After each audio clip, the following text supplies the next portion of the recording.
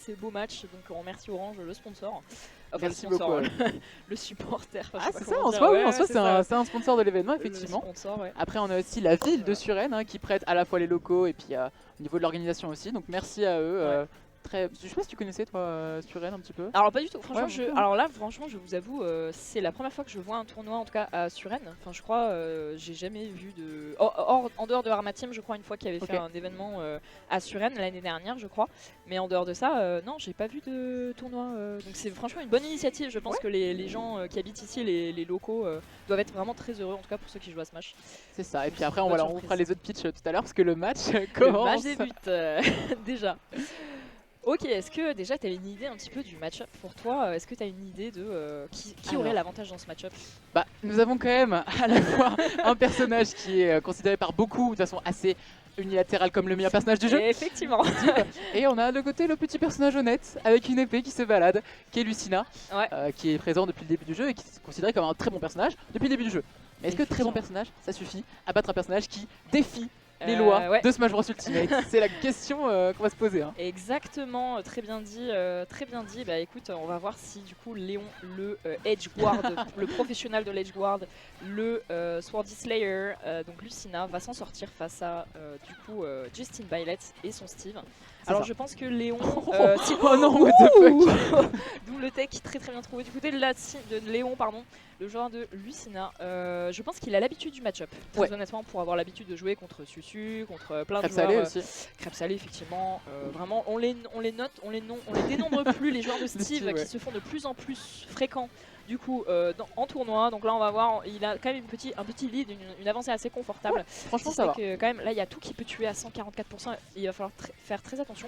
Mais s'il arrive à le maintenir off stage, ça pourrait être vraiment sympa. Et s'il pouvait l'empêcher un petit peu de oui, attention, de miner, j'allais dire, mais là c'est ce F-Smash qui est très bien trouvé du côté de Justin Byleth. C'est vrai que depuis le début, la stratégie qui est adoptée par notre cher Léon, c'est vraiment de ne pas laisser respirer Justin Byleth. Parce que Justin Byleth, on sait, hein, et puis de toute façon le principe de Steve c'est je mine tranquillement, je vais craft mes trucs, et plus tu me laisses miner, plus je vais être fort, plus je vais crafter le diamant rapidement. Donc là, on a vraiment ce choix qui est fait de la part de Léon qui pour l'instant porte ses fruits, mais attention parce que Justin Byleth n'est quand même pas du tout loin derrière et on sait que Steve, au fur et à mesure de la partie, ça devient vraiment de plus en plus fort pour le coup. Hein. Oh, et comme tu l'as très bien dit, là attention, ça part très vite les stocks. Hein. Quand un Steve a le lead, ça peut vraiment faire mal et là c'est très bonne répartie du coup pour Léon qui se replace totalement even. Enfin voilà, ils font game even tout simplement. Mais le diamant vient d'être crafté.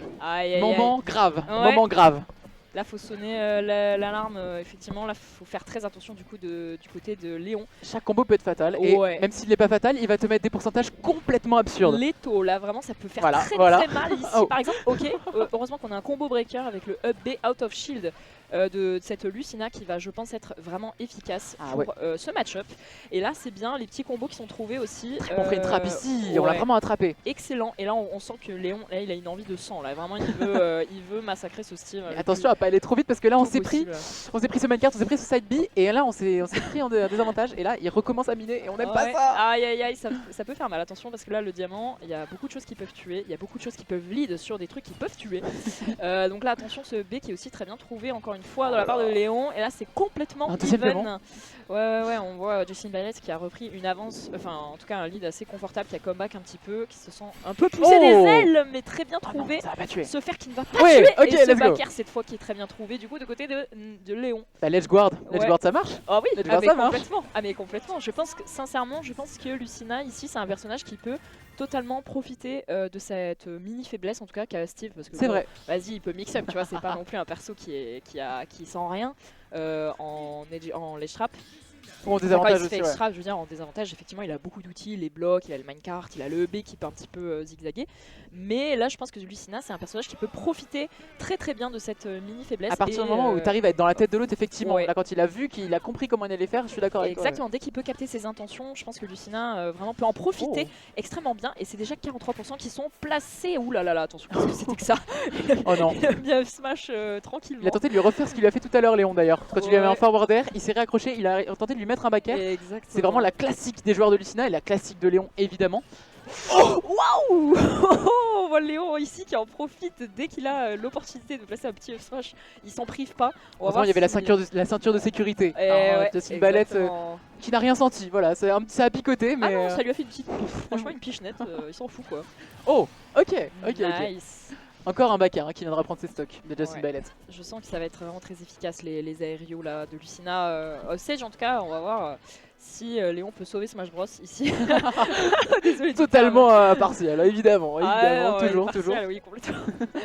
Mais non, franchement, aïe aïe aïe, ce Smash très bien trouvé. Très bien trouvé du côté de Justin Bayless. Comme lors de la première game, pareil. Ouais, le Smash aussi qui avait marché. Mais voilà, ce qu'il faut faire attention, c'est pas se laisser trop dépasser parce que c'est vrai qu'un Steve qui commence à avoir ne serait-ce qu'un petit peu de lead, ça fait vraiment mal, c'est très énervant. Ça fait peur, on n'a pas envie de se retrouver d'avoir un désavantage face à Steve. Ce B, encore une fois, combo breaker qui est très bien trouvé du coup du côté de Léon. Et là, attention, le grab qui est bien trouvé du côté de Justin Bayless. C'est directement quasiment 70% d'infligé. Oui, normal. Parce que c'est Steve, évidemment, mais bien sûr. Donc là, on n'a pas envie qu'il transforme son or en diamant. Attention, il faut pas le laisser miner. Ah mais non, mais là, on s'est fait punir pour ce B. Ce B qui nous semblait providentiel pour contrer un petit peu quand le Steve se sentait un peu trop. Et ben ici, on commence à voir les faiblesses de ce coup quand même. Ouais, attention. Là, Justin Bayless qui commence un peu à s'adapter, effectivement, comme tu l'as dit, de punir ses B. Le minecart, attention, ça peut être... Oh, l'épée d'or qui s'est cassée sur ce F-Smash qui n'a pas été trouvé. Et là, attention, très beau backer. Parce que je pensais à un pair, effectivement, Justin Ballet à air dodge en attendant ça, et finalement, bam. Ouais, je suis carrément Léon lui a mis le backer. Attention, là, il y a encore un outil de Steve, je crois pas qu'il s'est cassé.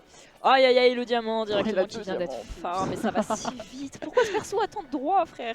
Mais pourtant, j'ai l'impression qu'il ne laisse pas respirer, mais il arrive quand même à farm les matériaux, c'est dingue, hein. Franchement c'est dingue, franchement il mine à peine 2-3 secondes entre les phases de Deza et ça suffit. Mais là du coup, compliqué hein. Ouais. On a tué à l'up pro, quand on commence à tuer à la up pro la part de Lucina, c'est que vraiment c'est dur. Mais au moins on a réussi à tuer 141%. Compliqué là, vraiment il faut faire attention. Quand même côté Nassim et ce backer qui est bien trouvé en punish, attention là faut faire gaffe, ça revient complètement even. On va voir si les deux arrivent à trouver les bons combos pour asseoir leur domination sur cette dernière stock à chacun de cette 40 ans, 3 coups. Ouais, complètement. Bon ça on en reparlera pas, hein. Ça c'est le Steve classico, hein, j'ai envie de dire, les combos classiques. Et là le B c'est passé à avoir cette fois, il s'est pas laissé avoir, c'est bien. Par contre, faut faire attention. C'est la plateforme, c'est ça qui est bien aussi.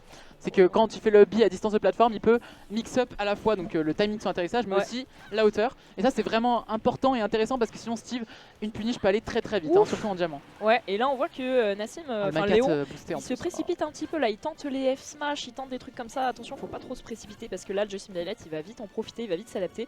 Il construit des murs de Berlin en attendant pour garder un petit peu son. Ah, j'adore. Ouf, ça aurait peut-être tué ça, je sais pas, mais c'était dangereux en tout cas. Ah ouais, sinon s'il n'y avait pas de mur, je pense. Ouais, ce mur, et putain, encore un mur, et là faut faire attention, faut pas se précipiter. Aïe aïe aïe. Non, on est mort. Quel dommage, quel dommage. Putain, du côté de Léon, tu très bien trouvé quand même. Encore un diamant et un or. Et ouais, ça va vite, compte de ça quand même. Ça va très vite, franchement. Les minerais, il mine, il trouve son lot de petits minerais là et ça c'est trop utile en fait pour Steve, c'est létal quoi tout simplement. Et la remarque que je faisais aussi au vestiaire, c'est que je trouve que Justin Bayless il joue Steve mais pas comme les autres joueurs de Steve. Ah ouais. Je trouve que le fait qu'il soit un main Bayless et que d'habitude, alors là pas là. C'est un main Bayless de base. Ouais, c'est un main Bayless à la base. Ah ok. Et en fait à la base il commence toujours game 1 avec Bayless et ensuite il va sur Steve. Ah bah là il a décidé de changer. Et là bon il s'est dit Léon je vais peut-être pas troll tu vois, je vais peut-être y aller directement avec un bon personnage. Mais en fait il a une manière de jouer que je trouve assez particulière et qui lui a réussi notamment. Il a gagné le Ditto contre Susu, qui est quand même considéré comme le meilleur Steve FR. Ah ouais, je savais pas. Ouais, au vestiaire, il a gagné contre Susu. Ah, c'est une bonne info ça, d'accord. Donc voilà, c'était quelque chose d'assez étonnant. C'était évidemment hyper serré.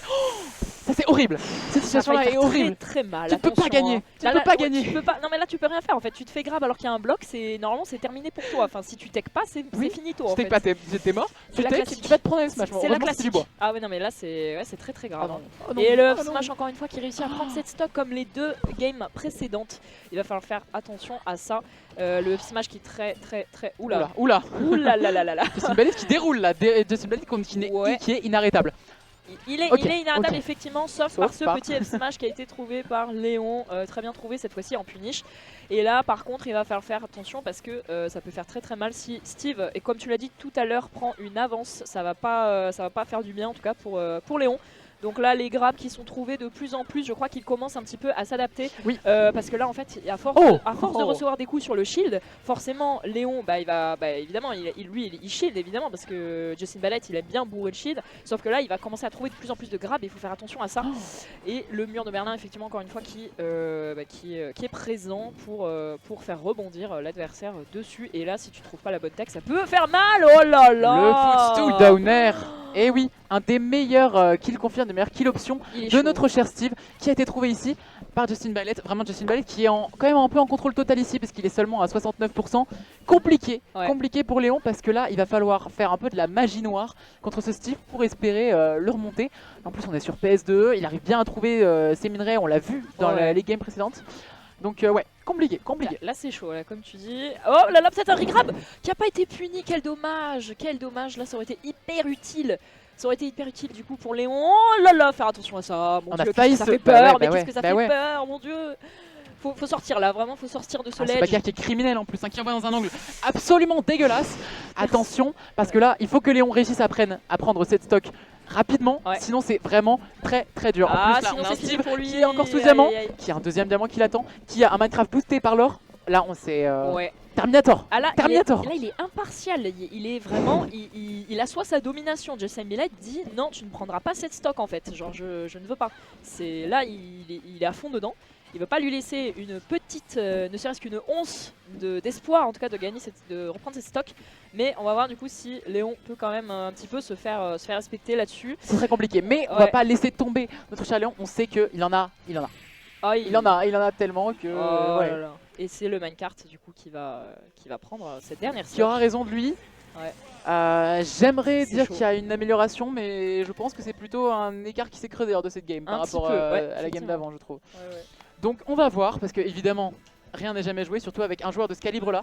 On parle vraiment du numéro 2 français pendant très longtemps, Léon, vraiment, et puis qui est toujours très bien classé, évidemment. Ah oui, bien sûr. Donc c'est pas n'importe qui, je pense qu'il a les des outils, réponses, il a les réponses. Je pense qu'il a des réponses, faut trouver, faut adapter sa complètement. Peut-être un jeu un poil plus patient, je dirais. Je sais pas. Possible, mais en même temps, il réussit déjà tellement bien à miner Justin Ballet et à avoir les minerais dont il a besoin que ça semble compliqué, mais il va falloir qu'il nous dise lui-même si jamais il a les réponses à cette question.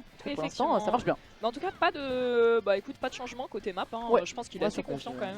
Léon, mine de rien, il est assez confiant là-dessus. Il veut tout. Oh là là, il a pas de tech. On va revenir quand même. Il a pas de tech sur son propre. Non, on va pas revenir. Il a pas de tech sur son propre bloc. Ah ça j'adore, c'est mon truc préféré. Quand on utilise les blocs de Steve contre lui, ça mais se retourne contre génial. Lui. Et bah écoute, il s'y attendait pas, je pense. Ça l'a beaucoup surpris, mais du coup c'est en faveur. Ça va jouer en faveur du coup de Léon là-dessus. On a bien esquivé le donner, l'enclume du coup de Steve. Justin Ballet là-dessus qui va essayer de. Écoute, pour la 4ème fois, un up smash. C'est vrai, mais oui. c'est vrai. Mais quel outil fabuleux finalement ce up smash. Ce qui est marrant, c'est que c'est à chaque fois que la première stock qui est prise avec le up smash. Grave. C'est vraiment, il y a un truc. On parle de magie noire, je sais pas de quel côté elle est la magie noire.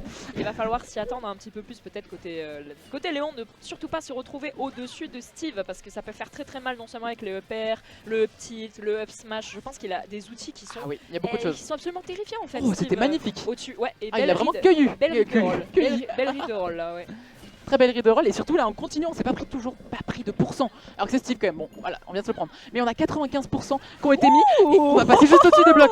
C'est génial. Au-dessus du mur, effectivement, très beau F smash. Le mur a cédé.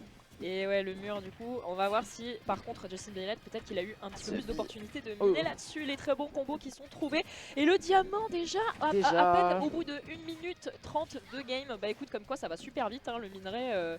Toujours. Vraiment ça se change pas, il est particulièrement bon en optimisation de minerai, Justin Ballet, c'est assez impressionnant. Chiche. Ah dommage, cette petite edgeguard qui n'a pas été optimisée. Et là il est rentré dans le grab tout simplement, la canne à pêche. Oh attention, ok, le smash qui a été le seul autre Steve que je connais qui manage aussi bien ses ressources, pour moi c'est Akola, tu vois. Ah ouais. Ah vraiment, je trouve qu'il a une gestion des ressources particulièrement bonne. Attention ici parce qu'on s'est pris dans le roller coaster.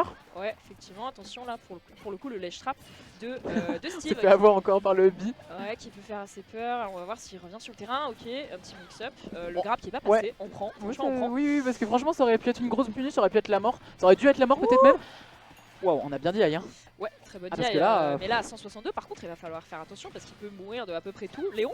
Et là c'est Edgeguard encore une fois qui est tenté et c'est dommage parce que là à 78% avec une stock d'avance, Léon il s'était mis très bien on peut dire. On va voir si là pour le coup, ok il est coincé, non ça va. Il reste une stock, il reste une stock. Il a réussi à sortir mais là attention il faut faire Et là, vraiment bon. Et là, c'est bon. Et le Nerf smash. neutralaire single hit super bien trouvé, franchement super bien j'adore ce combo. Là pour le coup, ouais ça a du flow et surtout Léon il a été impartial. Là, en fait, je pense qu'il a vu les faiblesses, enfin, il a vu les petites ouvertures, il a su en profiter au maximum. Et c'est ça qui lui a permis du coup de grappiller les pourcents et vraiment en edgeguard surtout de prendre les stocks. Ouais, ça c'était fou. Ouais, c'était vraiment. Mais c'est vrai, et puis dès le début, dès que la game a commencé, tu te rappelles, il a mis un air dans son minecart et tout. Ouais. Et c'était assez fou. C'est-à-dire que vraiment, il y est allé. Alors Ouais, que d'habitude, je jouais plus en retrait, c'est-à-dire il va faire le minecart, je vais essayer de le punir. Ouais. Là, il est directement allé. Et je pense que c'est peut-être le mindset qu'il doit adopter s'il veut continuer à avoir de la réussite dans ce match-up contre ce joueur. Il est confiant là, vraiment. Ça ressemble à la game d'avant. Plus en confiance, c'est Justin Violet. Incroyable. Mon dieu. Mais 0 to death. 0 to death, complètement. 0 to death. En moins de. En 20 secondes. Moins de 20 secondes en tout cas. Ok, Justin Violet. Léon pour vous servir. Il doit faire attention parce que là on est en game 5, 2-2 pour chaque joueur. Et donc là, Justin Violet, s'il veut rester du côté des winners, il va falloir qu'il fasse attention tout simplement parce que là, Nassim il s'est réveillé. Alors qu'on a trouvé ces bons combos. On a trouvé le Bakary ici, ça n'a pas tué, mais c'était pas loin du tout. L'edgeguard cap absolument optimal. Attention là, il faut faire très attention pour revenir. Et là, vraiment, ça fait mal parce que Lissina, évidemment, le dieu de l'edgeguard, c'est Nassim. Et là, on voit qu'il s'est complètement réveillé. En tout cas, il fait le tout pour essayer de le choper off stage et l'empêcher de revenir sur ce terrain.